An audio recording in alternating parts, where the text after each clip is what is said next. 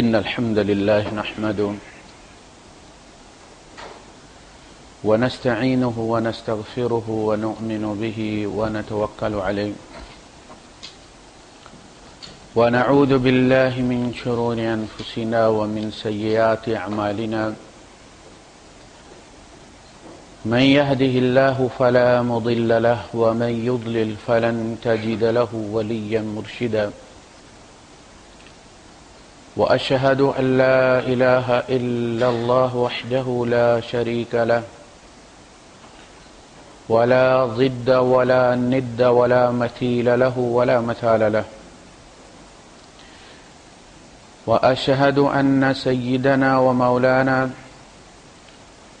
ومعلمنا ومرشدنا ومخرجنا من الظلمات إلى النور محمدا عبده ورسوله أرسله الله بالحق بشيرا ونذيرا وداعيا إلى الله بإذنه وسراجا منيرا فقد بلغ الرسالة وأدى الأمانة ونصح الأمة وكشف الغمة فترك أمته على المحجة البيضاء ليلها كنهارها لا يزيغ عنها إلا هالك اللهم صل وسلم وبارك على سيدنا ومولانا محمد وعلى آله وأصحابه وأزواجه وذرياته وأهل بيته أجمعين أما بعد فأعوذ بالله السميع العليم من الشيطان الرجيم بسم الله الرحمن الرحيم إن عدة الشهور عند الله 12 شهرا في كتاب الله يوم خلق السماوات والأرض منها 4 حرم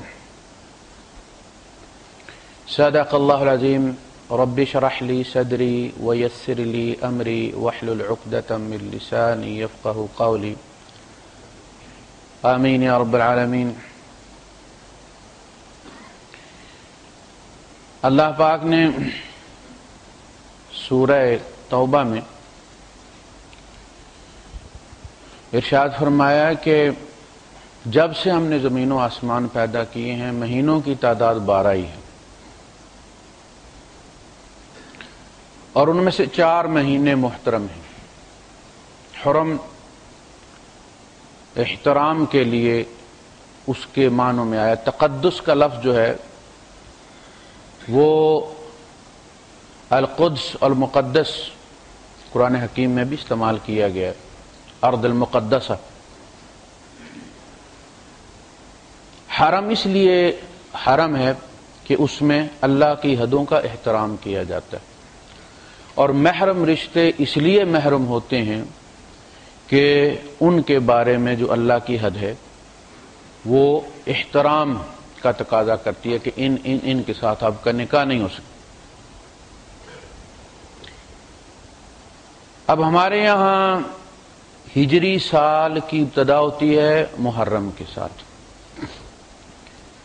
اور یہ مہینہ اپنے اندر اتنے اسباق رکھتا ہے کہ ہمیں ہر سال اس کا جائزہ لینا چاہیے کہ ہم ان مقاصد کو کس حد تک پورا کر سکے ہیں جو کہ محرم میں طے کیے تھے نبی کریم صلی اللہ علیہ وسلم، کتنے باقی ہیں، اور وہ بڑے اہم پوائنٹ ہیں۔ لیکن ہوتا یہ ہے، اس کی آواز تھوڑی سی زیادہ کر دیں، کہ یہ مہینہ شور شرابے کی نظر ہو جاتا ہے، رونے دھونے میں گزر جاتا ہے، جوابی اعتراضات میں گزر جاتا ہے، میڈیا اور کچھ نہیں کرتا، بس وہ جو سارا سال گند پھیلاتے رہتے ہیں وہ پتہ چلتا ہے کہ بس ان 10 دنوں میں ولی اللہ بن گئے۔ بازار حسن والی اپنی دکانیں بند کر دیتی ہیں، کالے کپڑے پہن لیتی ہیں، زنجیریں پہن لیتی ہیں، پھر وہ فوٹو دیتی ہیں، بڑا سوگ ان کے، اور ہماری ابتدا ہی خراب ہوتی۔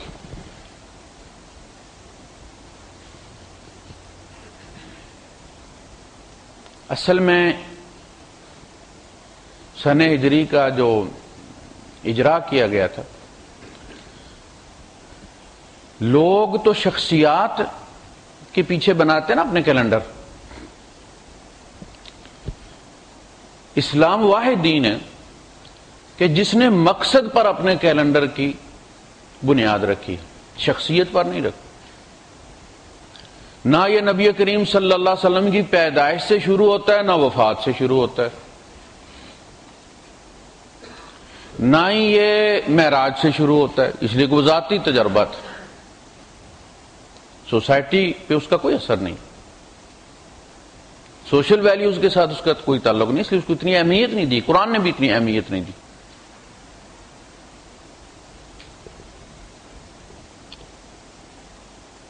شورا بیٹھی اور اس نے یہ تجویز یہ بھی تھی شب معراج والی بھی کہ اس سے شروع کیا جائے اور اعلان نبوت سے شروع کیا جائے اور فلاں، لیکن اعلان نبوت پہلے بھی ہوتے رہے، نبی پہلے بھی آئے تھے، یہ تو کوئی انوکھا واقعہ نہ ہوا نا۔ کوئی ایسا ٹرننگ پوائنٹ جو کسی نبی کی زندگی میں نہ آیا ہو، کبھی کسی مذہب میں نہ آیا ہو، اس پہ یہ طے کیا گیا کہ واقع ہجرت کو ہم اپنی بنیاد بنائیں گے، اور اس سے صحابہ کے شعور، عقل کی بلند پروازی کا اندازہ ہوتا ہے کہ ان کا ویژن کتنا ایڈوانس تھا، ہم وہاں تک اب تک نہیں پہنچ سکے، وہ سوچ ہماری نہیں ہے، ہم ایک کیجول سی سوچ رکھتے ہیں کہ بس یہ ہم نے وہ 9 10 10 11 کا روزہ رکھنا ہے اور اس سے 1 سال کے روزے گناہ معاف ہو جائیں گے، دھوبی والی وہ ہماری سوچ ہے۔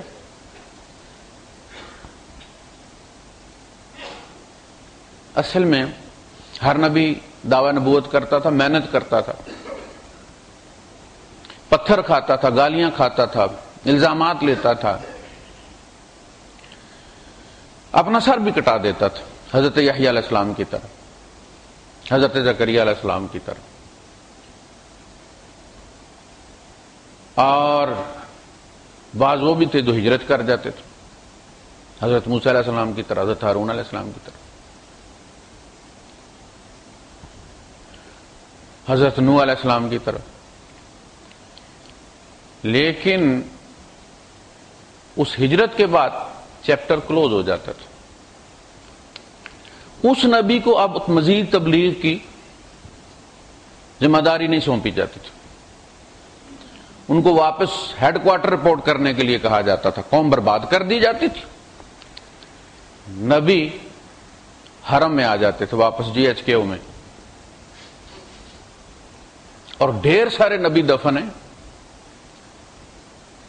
مطاف کے نیچے۔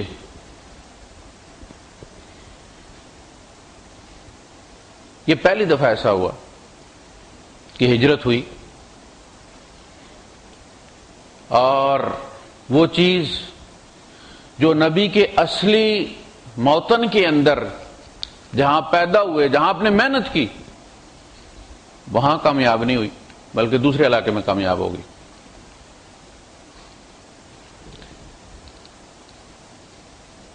تو پہلی چیز تو یہ ثابت ہوئی کہ دین کی خاطر وطن چھوڑا جا سکتا ہے، اگرچہ وہ وطن مکے جیسا مقدس بھی۔ یہ دین بڑی اہم چیز، اللہ کے نزدیک اس کی بڑی اہمیت، بڑے بڑے پیارے نبی اللہ پاک نے اس کی خاطر قربان کر دی۔ تو دین کی خاطر وطن چھوڑا جا سکتا ہے، اگرچہ وہ وطن مکہ ہو۔ اس سے زیادہ کوئی اور مقدس تو جگہ نہیں۔ ایک نیکی کا اجر 1 لاکھ، ایک نماز کا اجر 1 لاکھ نماز کے برابر۔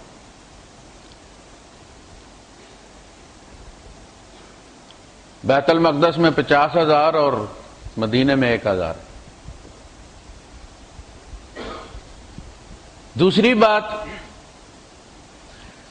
یہ کام مکے میں بھی ہو سکتا تھا، اللہ پاک قادر تھا نا۔ یہ محنت مکے میں، مکے والے بعد میں بھی تو ایمان لے آئے نا، پہلے بھی لے آ سکتے تھے، لیکن مکے میں اگر کامیاب ہو جاتا، مکے والے سارے رشتہ دار تھے آپس میں، کزنز تھے یہ سارے، بنو امیہ بنو ہاشم، چچا تائی کے بیٹے تھے۔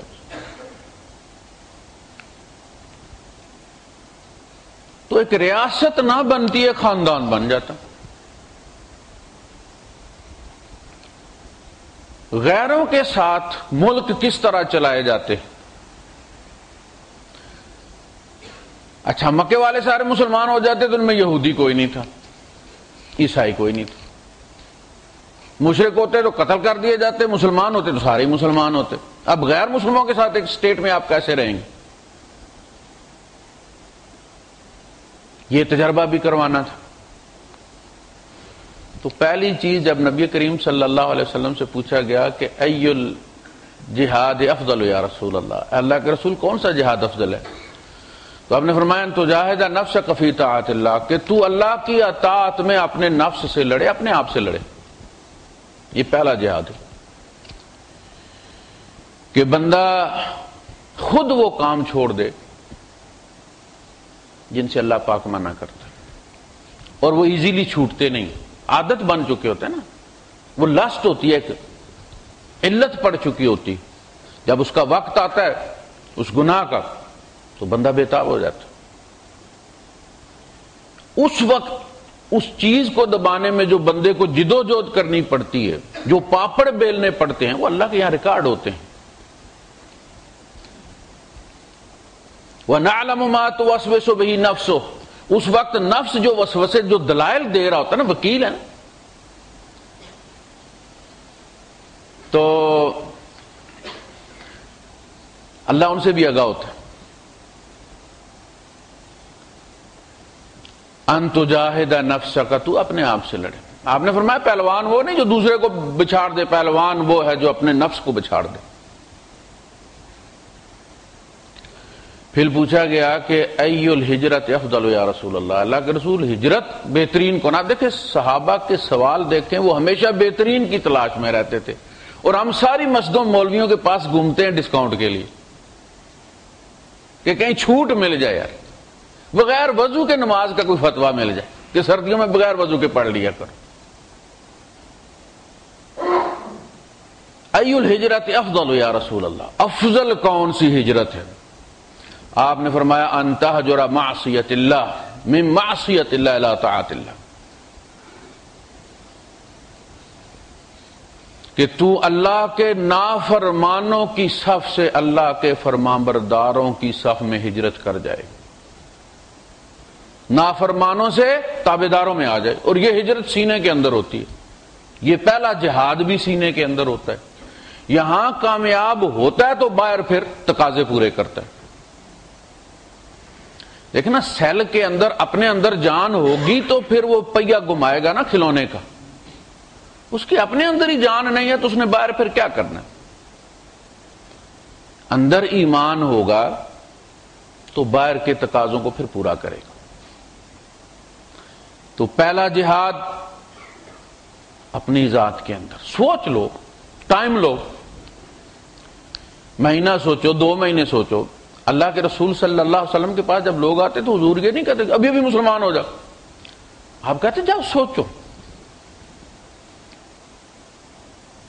جب شک نکل جائے تو میرے پاس آنا، شک کے ساتھ قبول نہیں، اس لیے کہ شک جو ہے ایئر لاک بن جاتا ہے، گاڑی چلتی نہیں۔ اور اس کے بعد پھر ڈٹ جاؤ، ان الذین قالوا ربنا اللہ ثم استقاموا، پھر وہ جس طرح گیئر سلپ کرتا ہے اس طرح پھر سلپ نہیں کرنا، ڈٹ جانا۔ دوسرا کنسپٹ جو ہے وہ ہے امانت کا۔ اب دیکھیں، جب آپ وہاں سے تشریف لے گئے تو آپ ان لوگوں کے قتل کرنے کے منصوبے سے آگاہ ہو کر نکلے تھے۔ اللہ پاک نے کہا تھا آپ نکل جائیں۔ جب کوئی قوم اپنے نبی کو قتل کرنے پر تل جائے تو اب وہاں رہنا کسی کام کا نہیں۔ وَإِذْ يَمْكُرُ بِكَ الَّذِينَ كَفَرُوا لِيُثْبِتُوكَ أَوْ يَقْتُلُوكَ أَوْ يُخْرِجُوكَ، جب کافر 3 آپشن پر غور کر رہے تھے کہ وہ آپ کو قید کر دیں، یا آپ کو قتل کر دیں یا آپ کو نکال دیں. اور ابلیس نے یہ مشورہ دیا کہ قید کرنے سے کچھ نہیں ہوگا، اور ان کو نکال دو گے تو ان کی زبان کو تم نے دیکھا ہے نا، یہ سارے عرب کو مسلمان کر کے چڑھا کے لے آئیں گے، قتل کر دو.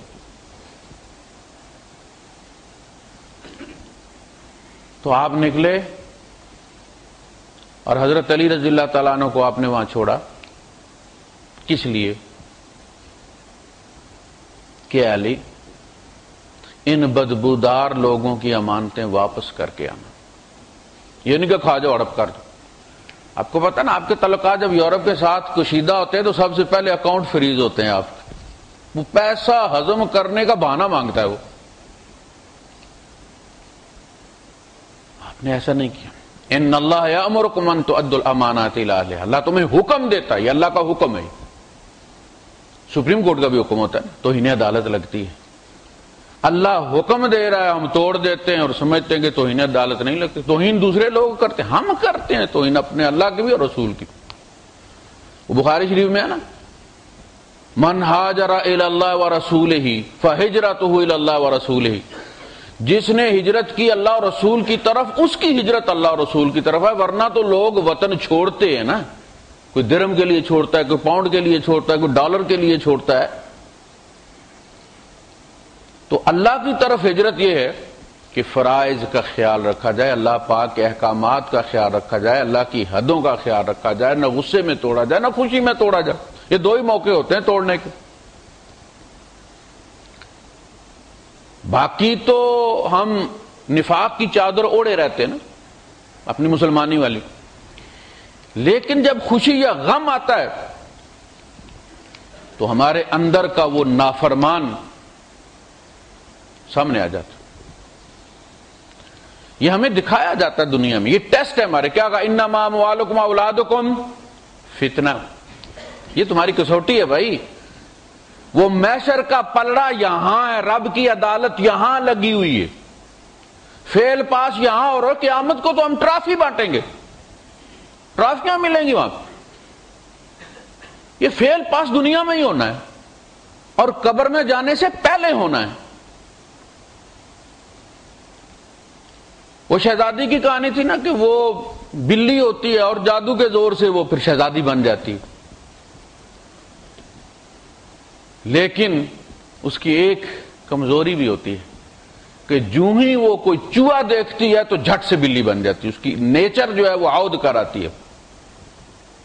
تو وہ کوشش کرتی ہے کہ محل میں کہیں دور دور تک کوئی چوہا نہ ہو. اسے پتا تھا کہ چوہا آ گیا تو میری اصل پتہ چل جائے گی. ہمارا حال وہی ہے.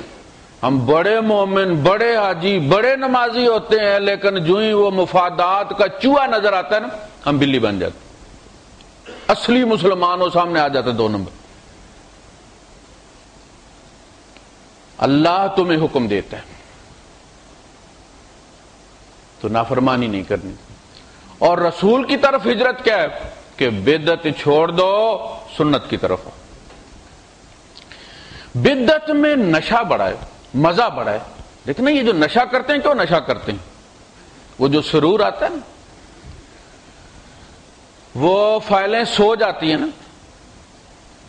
دماغ کے حصے شل ہو جاتے ہیں تو راوی چین ہی چین لکھتے، سوچی کوئی نہیں. ایسی نیند. بدعت میں بڑا مزہ، اور کچھ میٹھا شیطان ڈال دیتا اس میں. اب اس کو چھوڑ دینا، اور اس لیے چھوڑ دینا حالانکہ وہ دین ہوتی ہے. اس لیے کہا گیا کہ بدعتی کو توبہ نصیب نہیں ہوتی. توبہ اس کو نصیب ہوتی ہے جس کے اندر گلٹی کانشیس ہوتا ہے، احساس جرم ہوتا ہے کہ میں غلط کر رہا ہوں، میں غلط کر رہا ہوں، میں غلط سڑک پر چڑھ گیا ہوں. آخر وہی کسی ایگزٹ کو لیتا ہے اور اس غلط سڑک سے نکلتا ہے. جس کو پتا ہے کہ میں سیدھی راہ پر ہوں وہ پاگل ہے، کسی ایگزٹ سے باہر نکلے گا. لوگ زندگیاں کھباتے تھے بدعتوں کے اندر. تو بدعت کو چھوڑ کے سنت کی طرف آنا، یہ رسول کی طرف ہجرت. اور اللہ کی حدوں کو توڑنے سے چھوڑ کر اللہ کی تابع داری کی طرف آنا، اس کے احکامات کو ماننا. فی العسر والیسر، تنگی ہو یا آسانی ہو.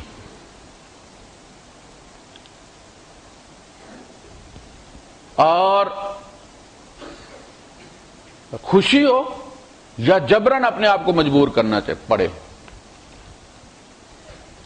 ہم اللہ کی تابعداری کریں۔ پھر یہ کہ ہجرت کے لیے اسباب کا استعمال کرنا، پلاننگ کرنی، کب نکلنا ہے۔ ہمارے یہاں جو تاریخ دان ہے نا، چونکہ تاریخ ہماری لکھی کسی اور نے، تاریخ ہماری لکھی کسی اور نے، ہم تو صرف اس کو پڑھتے ہیں۔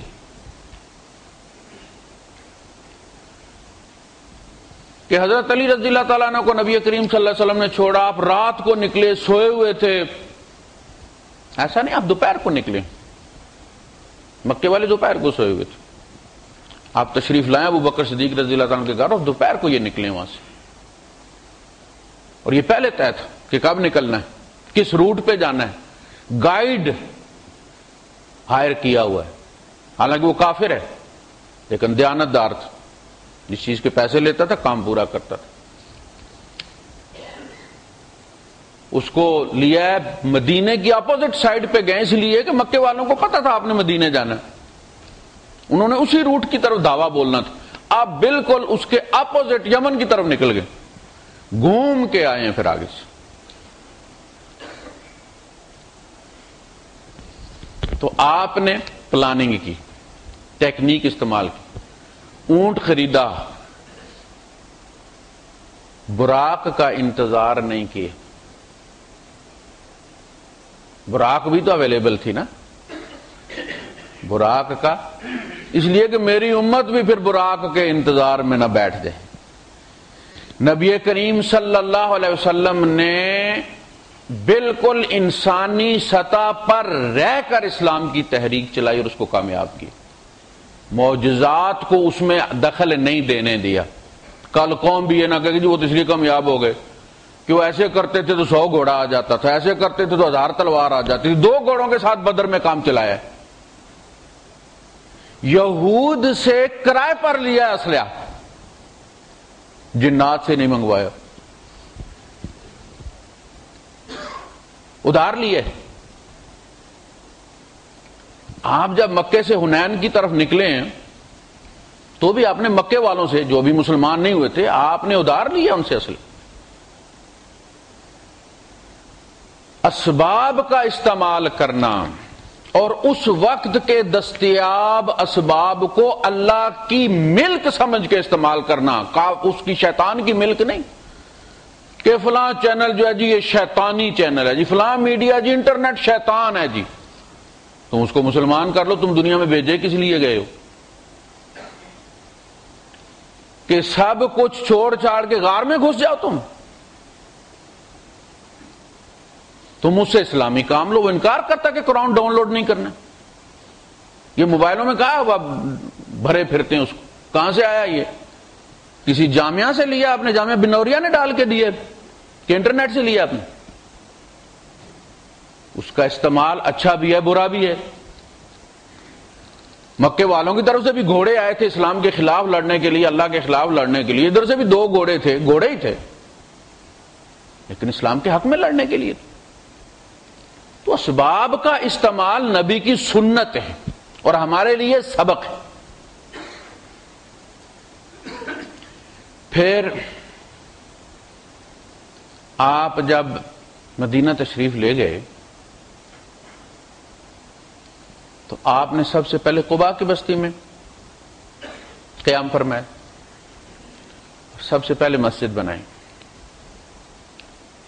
وہاں سے آپ جب چلے مدینہ تشریف لائے تو حضور کے کسی گھر میں اترنے سے پہلے اونٹنی نے مسجد نبوی کی کو پن پوائنٹ کیا، یہ جگہ یہاں مسجد بننی چاہیے، بیٹھ گئی وہ وہاں پہ۔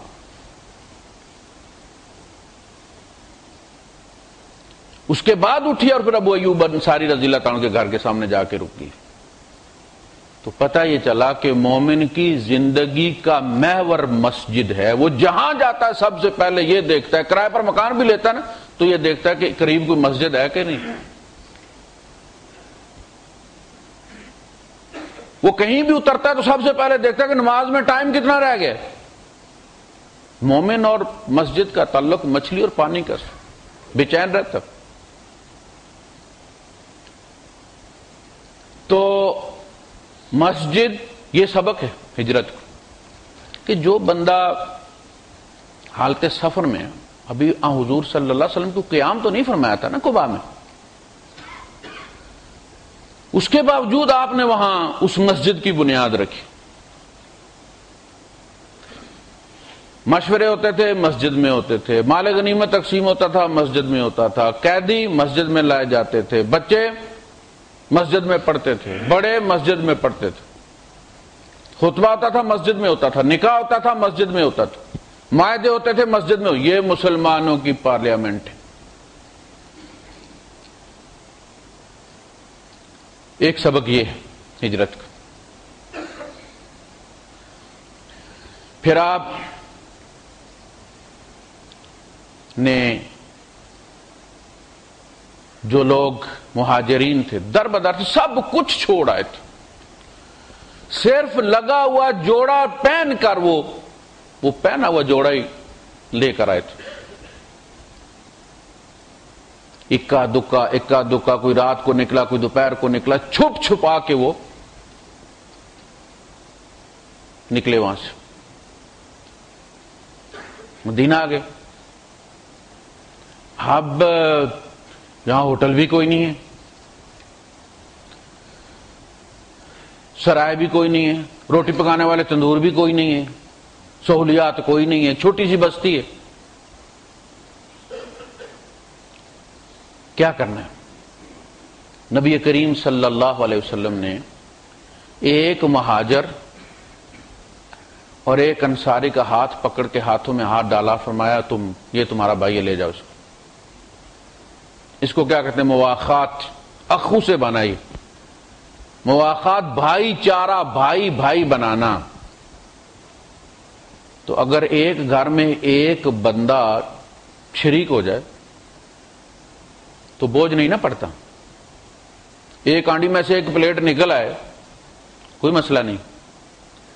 کتنا حکیمانہ، بجائے اس کے کہ آپ مہاجروں کی بستی الگ بناتے، اس میں ایم کیوں ایم بناتے، پھر ان کو آپس میں لڑاتے، آپ نے وہ بیریئر ہی ختم کر دی. ذکر کیا والمہاجرین والانصار، لیکن ان دونوں کو بنا کے ملا کے جس طرح وہ ویلڈر دو گیسوں کا شعلہ بناتا ہے، پھر اس کو نیلا کرتا ہے، اس کی پروپورشن ٹھیک کرتا ہے، پھر اس سے کاٹتا بھی ہے، اس سے جوڑتا بھی ہے. آپ نے اس طرح کیا. اور ان میں وہ بھی تھے کہ جو اتنے دیانتدار تھے کہ ہر چیز انہوں نے آدھی آدھی کر دی. آپ وہ پڑھتے ہیں عبد الرحمن ابن عوف رضی اللہ تعالیٰ عنہ، ان کو جو صاحب لے کر گئے تھے، کہا کہ جی یہ میرے کمرے ہیں، آپ دیکھ لیں، آپ کو جو پسند ہے وہ آپ لے لیں، دوسرا میرے لیے چھوڑ دیں. دیکھیں یہ آپشن. میری دو بیویاں ہیں، آپ دیکھ لیں، ان میں سے جو آپ کو پسند ہے میں اس کو طلاق دے دوں گا، آپ شادی کر لیں. یہ ممکن نہیں ہے کہ میرے پاس دو رہیں اور میرا بھائی خالی رہے. آپ نے فرمایا او بھائی، تمہاری بیوی بھی تمہیں مبارک، تمہارا مال بھی تمہیں مبارک. مجھے یہ بتاؤ کہ یہاں بازار کس طرف ہے؟ ایک رسی لی، بازار چلے گئے. اللہ نے وعدہ فرمایا نا، وَمَن يُهَاجِرْ فِي سَبِيلِ اللَّهِ يَجِدْ فِي الْأَرْضِ مُرَاغَمًا كَثِيرًا وَسَعَةً. جو اللہ کی راہ میں ہجرت کرے گا، جہاں جائے گا بہت سا مال غنیمت پائے گا اور وسعت پائے گا. رنگ کے رکھ دیا. 30,000 غلام آزاد کیا ہے عبد الرحمن ابن عوف رضی اللہ تعالیٰ عنہ، اکیلے بندے نے. کتنی دولت ہوگی. آپ نے فرمایا تھا عبد الرحمن تو میری امت کے غنی ترین آدمی، اس وقت جو موجود تھے لوگ. تو مواخات ملک اس طرح چلتے، نسلی تفریق سے، لسانی تفریق سے ایک بستی نہیں چل سکتی، ملک کیا چلیں گے؟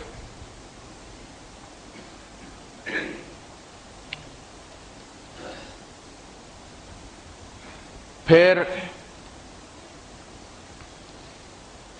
وہاں یہودی بھی تھے. آپ نے معاہدہ میثاق مدینہ 52 شکوں پر مبنی،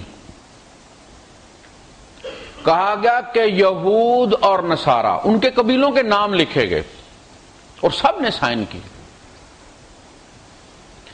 اپنے دین میں اپنے فیصلے کرنے کے مجاز ہوں گے، کس طرح چاہیں اپنے معاملات کو یہ ڈیل کر لیں، ان کے آئلی قوانین آزاد ہوں گے،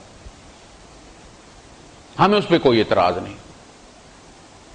لیکن اگر یہ فیصلہ نہ کر سکے، ہماری عدالت میں لے آئے، تو پھر ہم یہودی کا فیصلہ تورات کے مطابق نہیں کریں گے، ہم قرآن کے مطابق کریں گے. تو بھائی صاحب، اگر آپ کو قرآن سے اتنا پیار ہے، آپ کہتے ہیں اسلامی نظام آ جائے، آپ جلوس نکالتے ہیں، تو آپ اپنے فیصلے گھروں میں مسجد میں ہی قرآن کے مطابق کر لینا، انگریز کی عدالت میں لے کے کیوں جاتے ہو؟ یہ عدالتیں کن سے بھری ہوئی ہیں؟ مسلمانوں سے نہیں بھری ہوئی.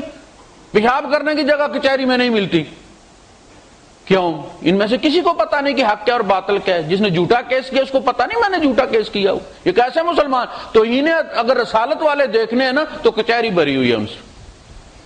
یہ سارے تو انہیں رسالت کے مجرم ہیں. یہ گلہ کر رہے ہیں کہ اسلام کے پاس ہمارے مسائل کا حل نہیں ہے، اللہ اور رسول عدل نہیں کرتے، انگریزی عدالت فیصلہ کرے. یہ قرآن ساری باتیں بتاتا ہے. الم تر الی الذین یزعمون انہم آمنوا باللہ انہم آمنوا بما انزل الیک وما انزل من قبلک یتحاکمون الی الطاغوت وقد امروا ان یکفروا بہ. اے نبی، آپ نے ان لوگوں کا تماشا دیکھا ہے کہ جو یہ گمان رکھتے ہیں کہ وہ آپ پر بھی ایمان رکھتے ہیں، اس کتاب پر بھی ایمان رکھتے ہیں جو آپ پر نازل ہوئی، اور پہلی کتابوں پر بھی ایمان رکھتے ہیں. یتحاکموا الی الطاغوت، لیکن جب فیصلہ کروانا ہوتا ہے تو طاغوت کی عدالت میں چلے جاتے ہیں.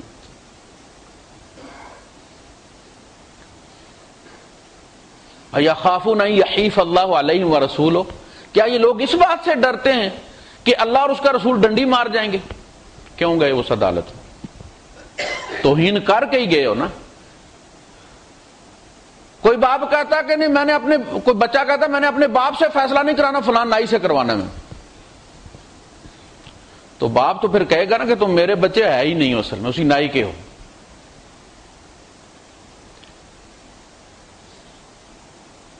فَإِنَّكُمْ مِنْهُمْ، پھر تم انہی میں سے ہو جن کے پاس گئے ہو.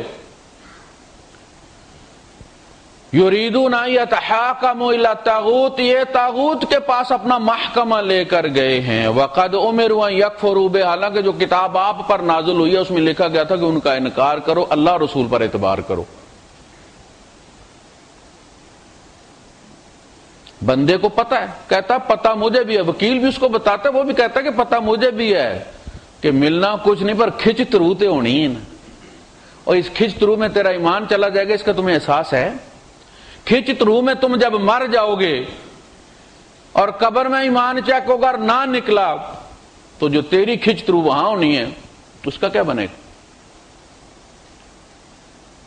کس کو پتا نہیں ہے کہ بہنوں کا حصہ بنتا ہے جائیداد، کھا جاتے ہندوؤں کی طرح، چونکہ ہندوؤں میں بیٹی کا حصہ کوئی نہیں ہوتا،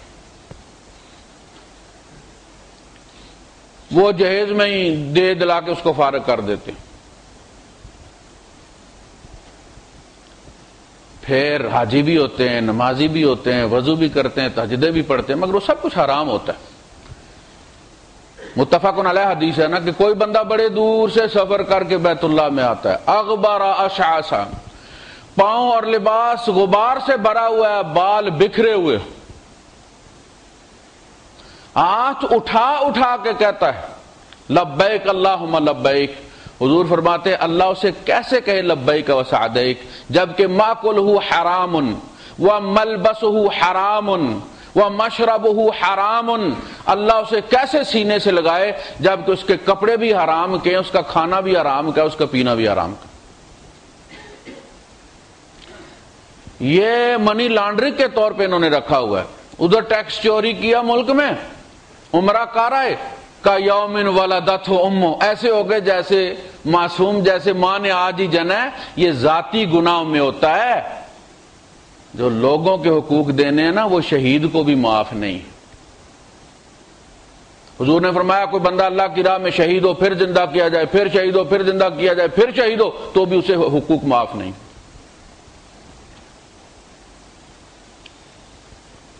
یہود کو شامل کیا آپ نے کہ بھئی اپنے فیصلے تم خود کر لو۔ انڈیا میں یہی ہے، مسلمانوں کا کہا کہ آپ شادی بیاہ نکاح طلاق خرچہ حق مہر یہ سارے فیصلے آپ کے قاضی کریں۔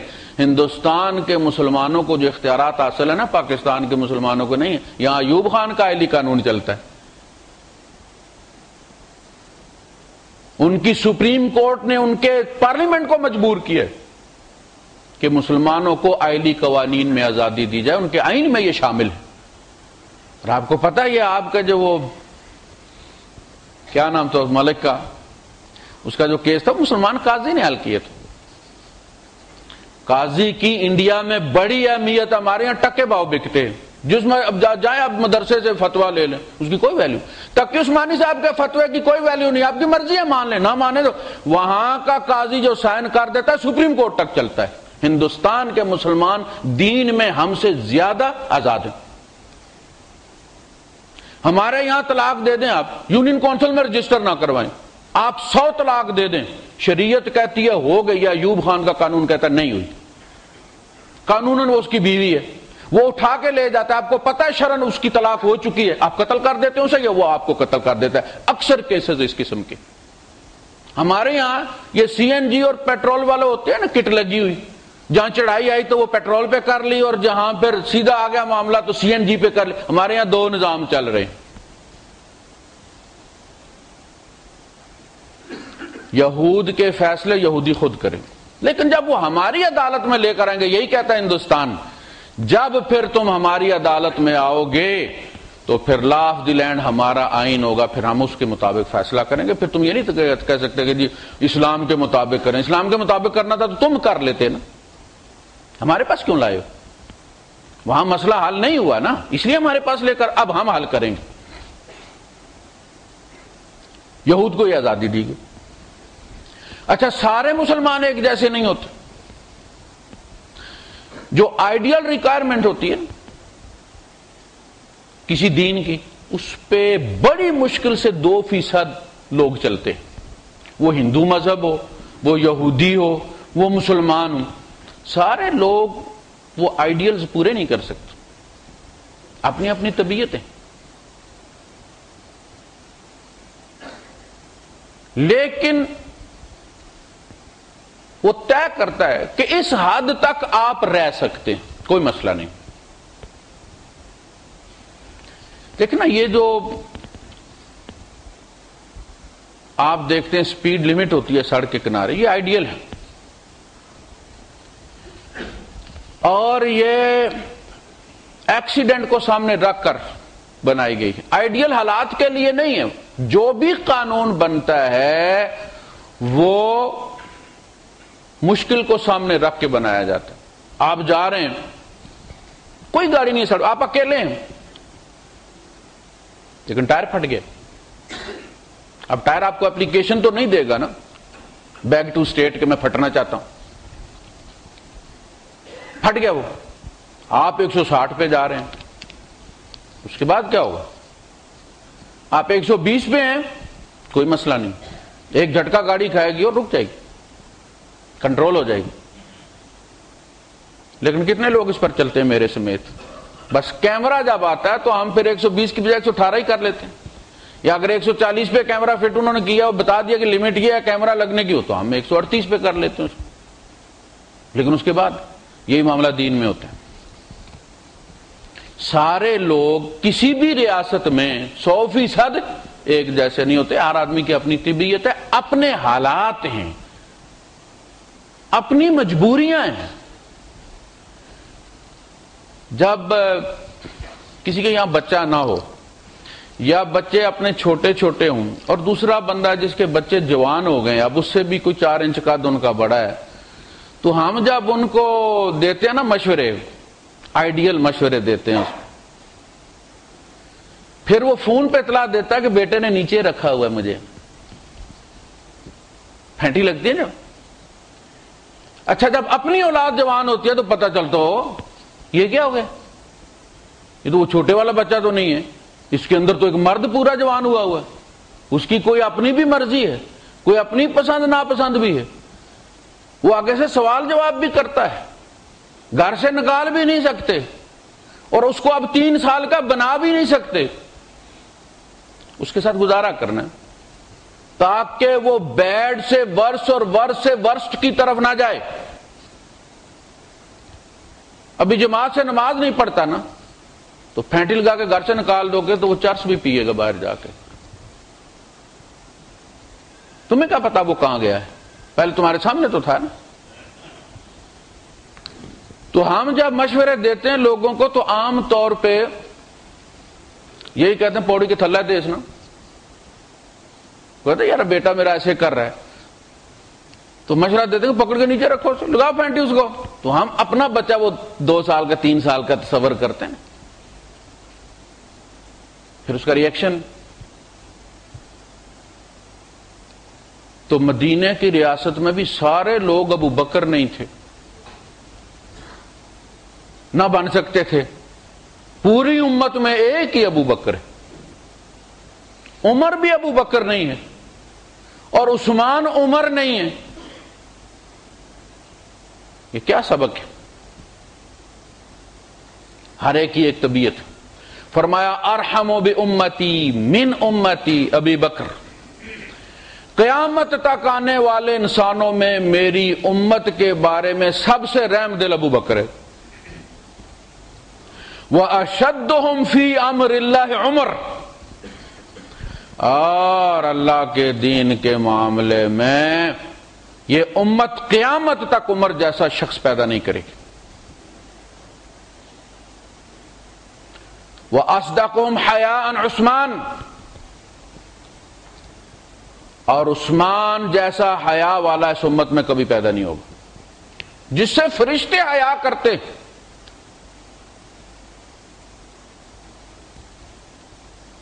اور علی جیسے فیصلے کرنے والا کوئی نہیں ہوگا۔ وَأَقْضَاهُمْ علی، بڑا ہی قانونی دماغ پایا تھا حضرت علی رضی اللہ تعالیٰ عنہ نے، اللہ پاک سے ایسے ایسے مسائل کھڑے کھڑے حل کر دیتے تھے،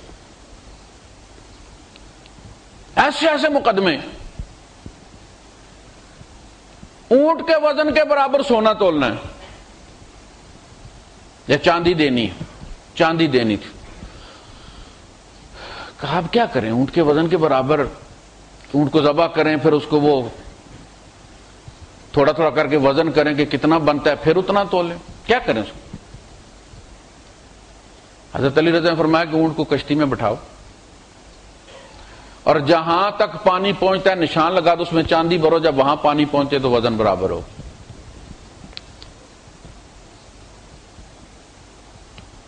یہ آپ نے فرمایا ہے۔ یہ جو جانور جن کے باہر پنجے ہوتے ہیں، باہر نکلے ہوتے ہیں، یا وہ جن کے کان باہر ہوتے ہیں، جن کے اندر ہوتے ہیں وہ سارے انڈے دیتے ہیں، جن کے کان باہر ہوتے ہیں وہ سارے بچے دیتے ہیں، کیسا فارمولہ ہے؟ کسی جگہ اپلائی کر لی، کس سمندری مخلوق کو یہ بار کان اندر ہیں انڈے دیں گے، کان باہر ہیں چاہے وہ چمگادڑ ہے چھوٹی سی بچے دے گی، چوئی ہے بچے دے گی۔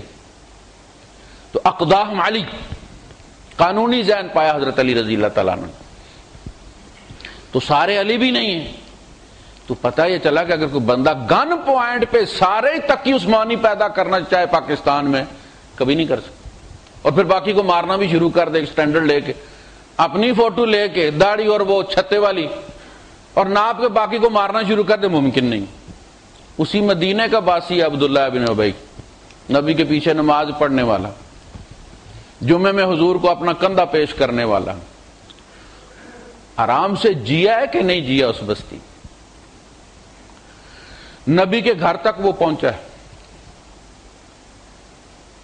حضرت عائشہ صدیقہ رضی اللہ تعالیٰ عنہ پر اس نے الزام لگایا، سٹوری پوری تیار کی۔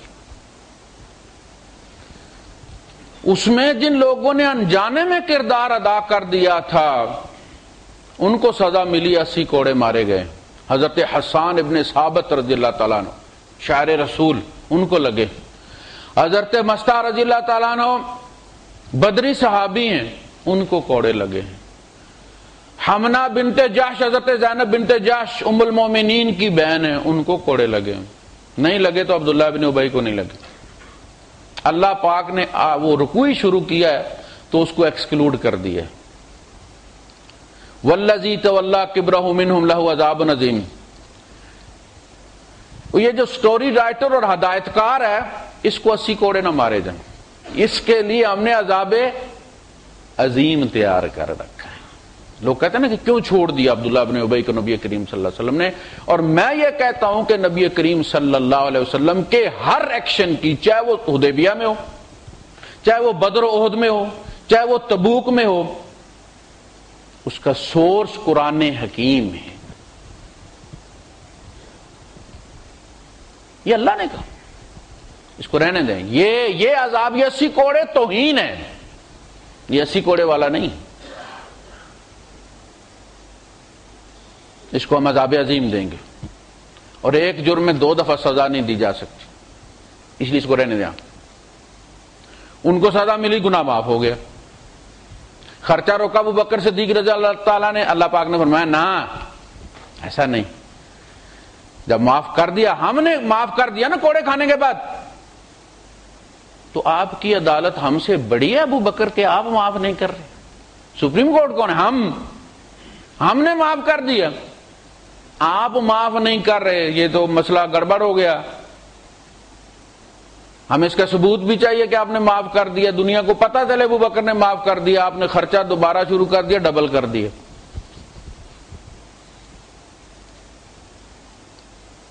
تو وہاں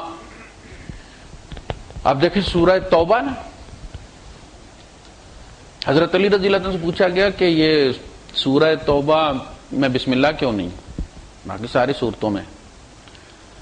تو ہمارے حضرات یہ کہتے ہیں کہ جی وہ ملی نہیں لکھی ہوئی۔ او بھائی ملی نہیں تو کسی نے یاد بھی نہیں کی ہوئی تھی؟ قرآن یاد تھا لوگوں کو کہ نہیں یاد؟ کوئی حافظ تھے کہ نہیں تھے؟ بسم اللہ ایسی صورت میں بھولنی تھی۔ آپ نے فرمایا جان بوجھ کے نہیں لکھوائے گی، فرمایا یہ تو ننگی تلوار ہے یہ صورت، اس میں رحم کا کیا کام ہے؟ اس میں بسم اللہ الرحمن الرحیم کیوں آئے گی؟ اس لیے اس کو کہتے ہیں سورہ رسوائی، خزي، اس میں منافقوں کو رسوا کیا گیا۔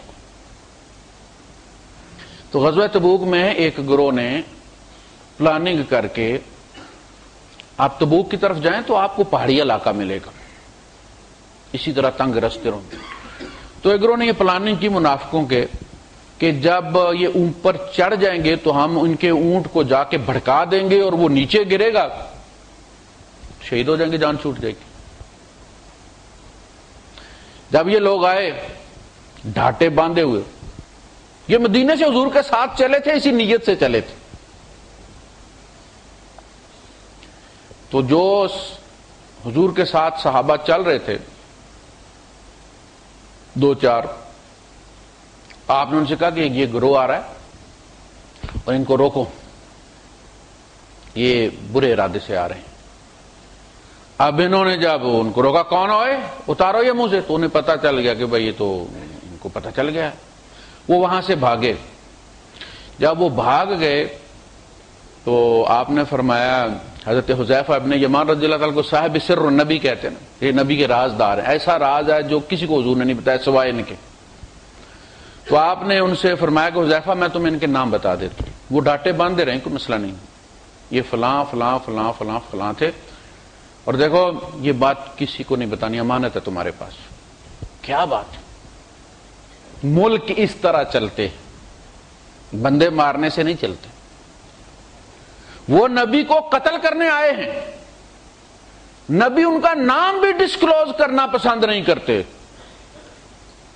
اب صحابہ یہ دیکھا کرتے تھے کہ اگر کسی بندے کے جنازے میں حضرت حذیفہ شامل نہ ہوں تو وہ بھی نہیں جنازہ پڑھتے تھے، انہیں پتہ چل جاتا تھا کہ یہ بندہ ان میں سے تھا۔